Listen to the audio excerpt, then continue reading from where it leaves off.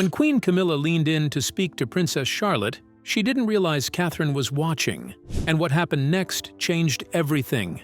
It had started like any other spring weekend on the royal calendar, planned down to the minute, filled with family obligations and set against the backdrop of Windsor.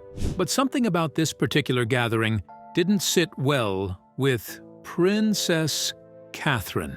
She had learned to trust her instincts over the years, especially when it came to her children. Charlotte had been unusually silent all morning, not moody or angry, just withdrawn, as if trying to blend into the background. And that wasn't like her at all. The family had gathered at Windsor Castle for a private luncheon, honoring one of the Queen Consort's recent charitable patronages. These moments weren't rare, but they brought together several generations under one roof. Camilla's people, Catherine's family, and often a blend of extended royals who didn't always mix well. Catherine didn't mind these events, but she remained cautious. While Prince William could relax into his role, she had to watch everything.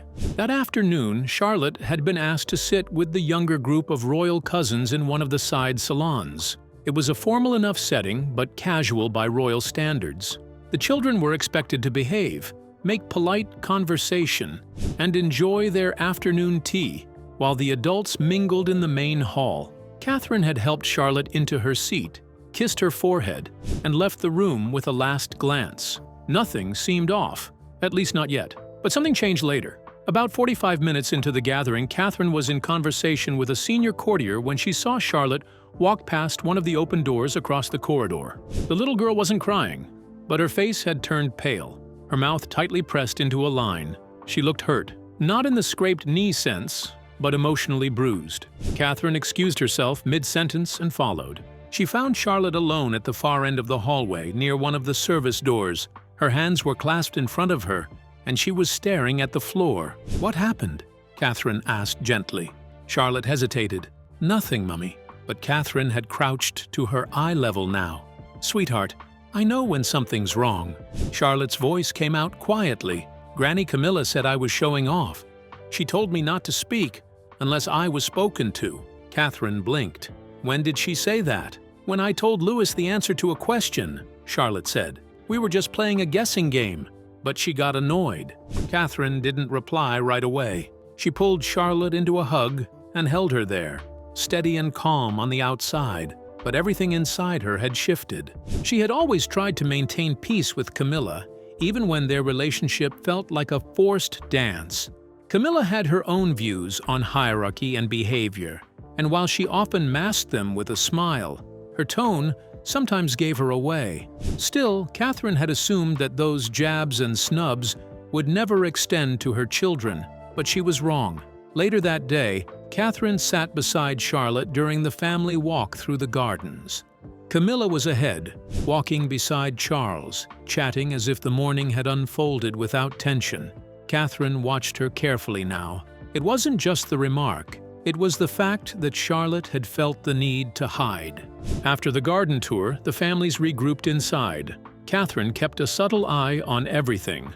At one point, Charlotte reached for a second scone at the refreshment table. Camilla turned, glanced down, and said with a half-smile, "Perhaps one is enough, darling. We don't want to appear greedy." There it was again. Catherine saw it clearly now. It wasn't a one-time thing. These were patterns. Small moments that didn't seem harsh if taken alone, but added up when directed at the same child, over and over. Catherine didn't react right away. She wasn't the type to make a scene, but her silence had always been deliberate, and now she had enough to stop staying silent. William hadn't noticed anything yet. He had been busy with Charles and a few senior aides discussing schedules. But later that evening, once they were back at Adelaide Cottage, Catherine would bring it up as a mother who had seen something she couldn't ignore. But before that conversation could happen, something else unfolded. Catherine didn't go into royal life expecting it to be easy. She understood the weight of duty, the unspoken rules, and trying to keep up appearances while dealing with real life behind the scenes.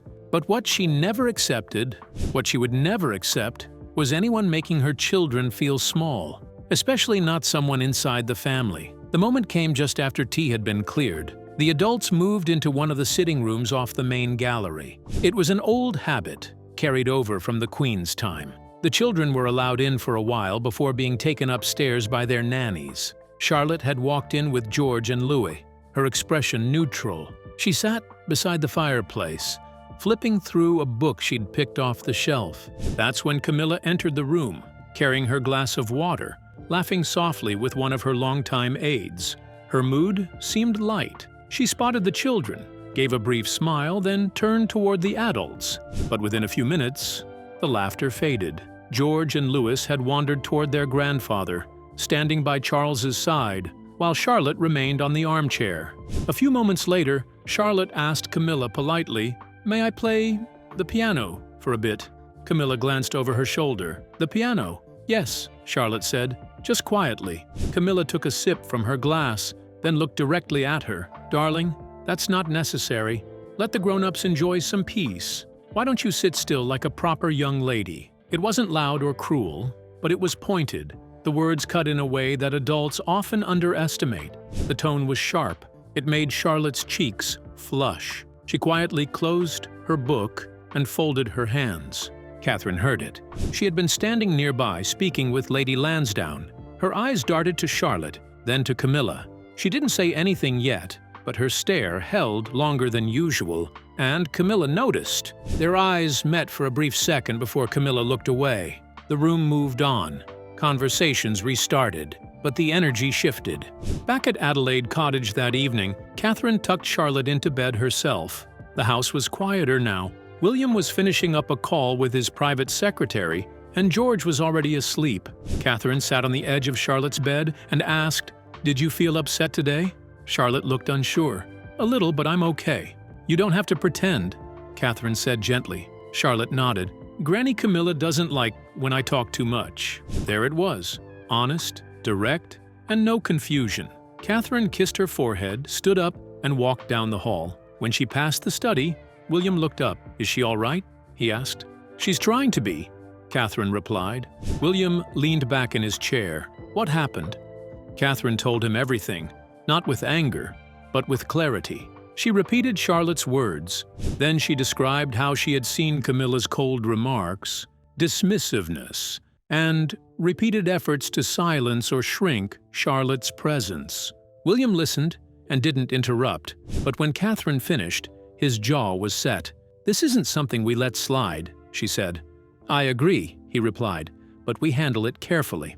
The next morning, Catherine requested that Charlotte stay home from her next scheduled event. It was a charity garden project that Camilla had arranged for a mix of royal grandchildren. Catherine made up an excuse about a minor cold, but the truth was that she didn't want Charlotte in that space again, not until she was sure it would be safe. Word reached Camilla that Charlotte wouldn't be attending. She didn't say much, only raised a brow when one of her aides mentioned it, then made a remark under her breath, probably too delicate for a little mud. Catherine heard about that too. The royal households talk more than they admit. The situation might have stayed there, if not for what happened the following weekend. It was a small private dinner at Highgrove. Charles had invited both William and Catherine, hoping for a relaxed evening. The plan was simple: spend time as a family, reconnect, and discuss upcoming royal tours. But when Catherine walked into the main lounge with Charlotte, who had come just to greet her grandfather before bedtime, things escalated quickly. Camilla barely looked up from her seat by the fire. Charlotte walked in, smiled politely, and said, "Good evening, Granny." Camilla didn't smile back. She said, "Are you sure you're not too tired to be here?" It was a thinly veiled jab, and everyone in the room heard it. Catherine's eyes didn't leave Camilla. This time, she wasn't waiting until later. Her stillness alone shifted the mood in the room. The polite smile she had worn when they entered was gone now, replaced by something sharper. She turned to Charlotte and said calmly, "Why don't you say goodnight to Grandpa and head upstairs with Anna?" Charlotte, a little uncertain, glanced up at her mother. Catherine gave her a small nod. The young girl moved toward Charles, hugged him, then left the room with the family nanny. As the door clicked shut behind them, silence followed. Camilla sat back, still holding her glass of wine. She looked around, then muttered lightly, "Well, she's very sensitive, isn't she?" William froze. His father shifted uncomfortably in his chair, but Catherine stepped forward now, every word chosen with care. No, she's not too sensitive. She's a child, and she deserves to be spoken to with kindness. Camilla raised a brow. I didn't mean it that way. I was just surprised she's still up at this hour. It's hardly something to get upset about. Catherine didn't blink. It wasn't just tonight. It's been happening for weeks. I've heard what's been said to her, and so has she. The room grew colder. Charles tried to intervene. Darling, perhaps we should all just— No, Catherine interrupted, still calm but firm. If it were just one comment, we'd move on. But it's not one comment. It's a pattern, and I won't stand by while my daughter is made to feel less than. Camilla looked at William, expecting him to step in, but he didn't. His silence spoke louder than words. I've tried to keep peace, Catherine continued, because that's what's expected of me. I've ignored moments that didn't feel right. But this is different. This involves Charlotte, and I won't let anyone, no matter who they are, undermine her confidence. Camilla set her glass down, finally leaning forward. You're reading too much into this. You always take things so seriously. Children are resilient. Catherine's expression didn't change. Children remember how they're spoken to, especially by those who are supposed to protect them. There was nothing theatrical about it. Catherine didn't storm or shout, but the power in her voice was undeniable. It was the voice of a mother who had drawn a line. William finally spoke. We're asking for basic respect. Charlotte hasn't done anything wrong. She's just being herself. That shouldn't be a problem. Camilla looked at Charles, but he was silent now too. He knew better than to push. Catherine was laying down a boundary, and once she did that, there was no going back. After a tense few minutes, Catherine excused herself and left the room. William followed shortly after.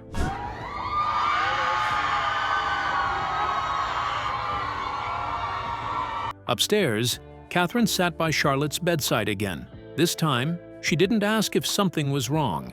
She just held her daughter's hand. You did nothing wrong, she told her. You were polite, you were kind, and that's all I'll ever ask of you. Charlotte looked up at her. I tried to be. You don't have to try to be perfect, Catherine said. You just have to be you. Downstairs, Charles tried to smooth things over by changing the topic. Camilla, though, said little. She didn't apologize.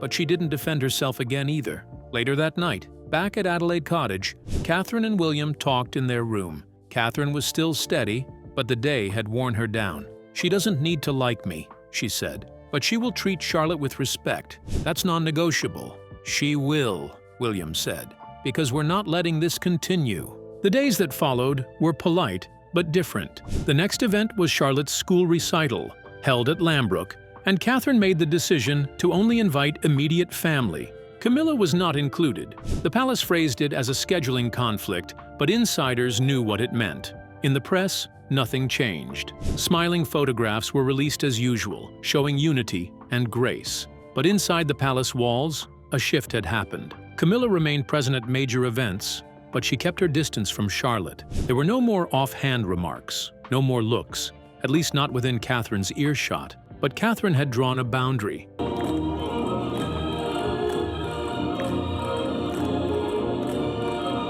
And even in a family, built on centuries of hierarchy and deference, some boundaries couldn't be crossed without consequence. Yet things weren't fully settled. Camilla had taken the warning, but she hadn't forgotten it. And the next time the family gathered at Balmoral for the summer, one more moment that would push everything to the edge. Balmoral had always been Charles's escape, a place to breathe, to walk, to think without flashing cameras. For decades, it was the late Queen's favorite spot, and the family still respected that rhythm. Every summer, they gathered there. It was tradition. But this year, beneath the fresh Scottish air and peaceful countryside, the mood had shifted. Catherine had agreed to come, but with boundaries. She and William brought all three children, as expected. But Catherine had already told William she wouldn't leave Charlotte alone, not even for a few minutes, not with Camilla again. Everyone arrived staggered over a few days. Charles was the first to greet them at the estate, arms open and cheerful. He adored his grandchildren and looked forward to time with them. Camilla followed a day later. arriving with her usual entourage and carefully selected wardrobe. She had been quiet since the incident at Highgrove. She hadn't spoken to Catherine directly since then, only through short, formal exchanges during public engagements. What it is. What it is, exactly, and how we can support not only ourselves but each other as well. Still, everyone tried to act like nothing had happened. The first few days at Balmoral were calm. Long walks, horseback rides, dinners filled with laughter. Charlotte began to ease up. Catherine saw her slowly returning to herself, chatty at breakfast, running through the fields with George and Louis, even helping one of the kitchen staff bake scones one afternoon. But the moment came when Catherine was in the drawing room with Lady Sarah Chatto and a few aides. William had gone fishing with Charles. The children had been playing in the garden, supervised by 2 staff members. It was the first time since their arrival that Catherine had taken her eyes off them for more than 5 minutes. Then one of the household aides leaned in and said, "I believe Princess Charlotte is in the sunroom with Her Majesty." Catherine's posture stiffened. She didn't move right away, but the words echoed in her mind. She excused herself without explanation and walked briskly toward the sunroom. As she approached, she heard voices. One was Camilla's, the other was Charlotte's. Catherine paused, listening. "We don't always need to speak over others, Charlotte," Camilla was saying. "It's important to listen. Sometimes your mummy forgets that too." Charlotte didn't reply. Catherine opened the door. Camilla looked up, surprised. "There you are," Catherine said evenly. "I was looking for you, darling." Charlotte got up and walked straight to her mother's side. "I was just having a word," Camilla said, her tone light but with a trace of edge. "I heard," Catherine replied. Camilla raised her brow. "She was only," Catherine cut in, still calm. "She was only being a child, and she doesn't need to be corrected for that every time she speaks." Camilla folded her arms. "I've raised children. I know when a girl's growing too fast for her own good.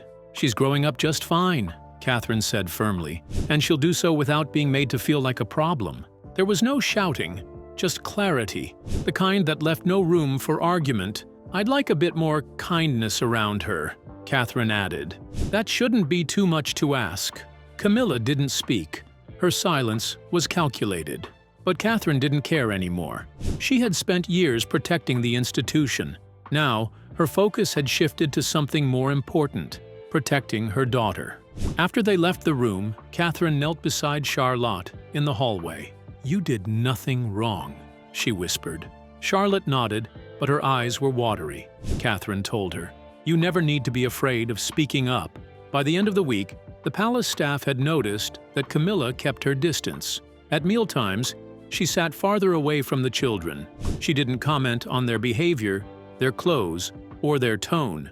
It was a subtle change, but in the royal world, subtlety meant everything. Catherine hadn't exploded. She hadn't caused a scandal, but her presence had drawn a line no one could miss. Even Charles, who had hoped it would all smooth over with time, knew better than to intervene again. He adored both women, but he understood that when Catherine stood her ground, she did so with reason and with finality. That summer ended with the usual photos: family on the castle steps, smiling for the press, waving at well-wishers. But inside, things had changed. Camilla had lost something she didn't even realize was slipping: Catherine's willingness to tolerate things for the sake of appearance. That tolerance was gone now, and while the world saw a united royal family, behind closed doors, one mother had made sure her daughter would never feel small again. What would you have done if you were in Catherine's shoes? Do you think Camilla crossed a line?